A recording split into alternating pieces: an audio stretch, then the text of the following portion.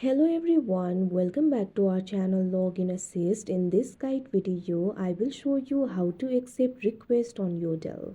First of all, launch open Jodel application. You can see over here Jodel application has been opened. Initially, you'll be led to the home interface. So if you want to accept the request, it is actually very simple.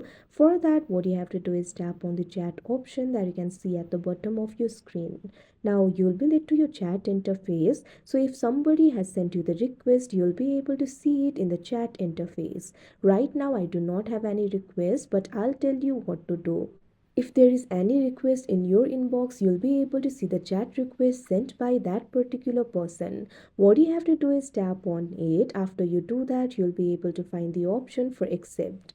Tap on it and you'll be able to accept the chat request and you'll be able to chat with each other. So that is how you accept chat request on Jodel. I hope you found this video helpful. Thank you for watching. Make sure to like, share and subscribe to our channel.